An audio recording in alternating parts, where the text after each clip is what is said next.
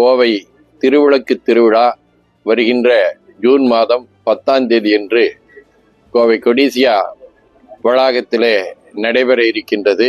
இதிலே 1008 திருவிளக்குகள் ஏற்றப்பட்டு அங்கே வழிபாடுகள் நடத்தப்படுகின்றன.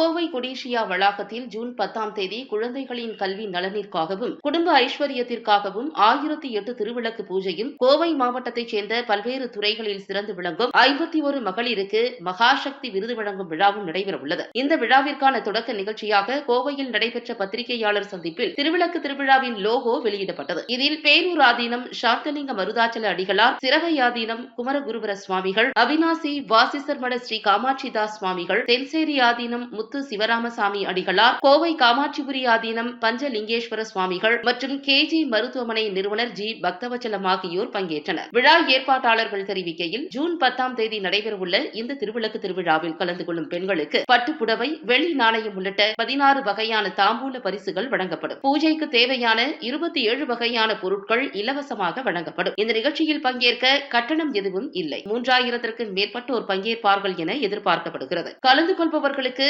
உணவுடன் கூடிய போக்குவரத்து வசதியும் செய்யப்படும். முன்பதிவும் அவசியம் என தெரிவித்தனர். சோதியாய் சுடராய் சுருளி விளக்காய் திகழக்கூடிய இறைவனை திருவிளக்கிலே ஏற்றி வழிபாடு செய்யக்கூடிய வகையிலே கோவை திருவிளக்கு திருவிழா வருகின்ற ஜூன் மாதம் 10ஆம் தேதியன்று கோவை கொடிசியா வளாகத்திலே நடைபெற இருக்கின்றது. இதிலே 1008 திருவிளக்குகள் ஏற்றப்பட்டு அங்கே வழிபாடுகள் நடத்தப்படுகின்றன. இதிலே முன்னின்று 5 ஆதீனங்கள் வழிகாட்டுகின்றார்கள். இந்த நிகழ்வோடு மிகச்சிறப்பான முறையிலே தங்களுடைய பங்களிப்பை இந்த சமுதாயத்துக்கு நல்கிக் கொண்டிருக்கக்கூடிய 51 பெண்களுக்கு மகாசக்தி விருது வழங்கப்படுகின்றது. இந்த திருவிளக்கு வழிபாட்டிலே பதிவு செய்து கொள்வதற்காக 48 மையங்கள் அமைக்கப்பட்டிருக்கின்றன.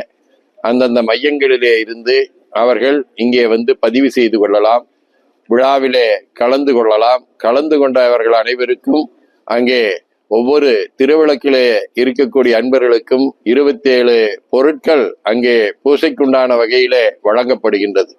பூசை முடிந்த பின்னர் அனைத்து அன்பர்களுக்கும் அன்னம்பாளிப்பு என்கின்ற அடிப்படையிலே 9 வகையான தெய்வீக பிரசாதங்கள் நைவேத்தியமாக வழங்கப்படுகின்றன.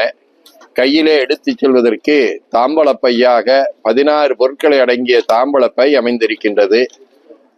வீட்டுக்கு செல்வதற்கு நேரமாகிவிடும் என்கின்ற அச்சமில்லாமல் இருப்பதற்காக பேருந்துகள் ஏற்பாடு செய்யப்பட்டிருக்கின்றன.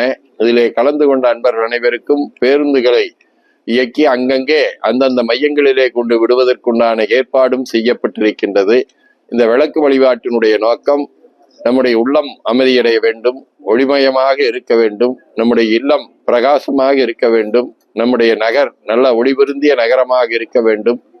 இந்த பகுதியிலே இருக்கக்கூடிய குழந்தைகள் அனைவரும் நல்ல கல்விகளிலே சிறந்து விளங்க வேண்டும். அவருடைய இல்லங்களிலே நல்ல மங்கள நிகழ்வுகள் நடைபெற வேண்டும், நல்ல குழந்தை செல்வங்கள் கிடைக்க வேண்டும், தொழில் பெருக வேண்டும், ஒற்றுமை மேலோங்க வேண்டும், நல்லிணக்கம் வளர வேண்டும், உலகெங்கும் அமைதி நிலவ வேண்டும் என்பதாகும்.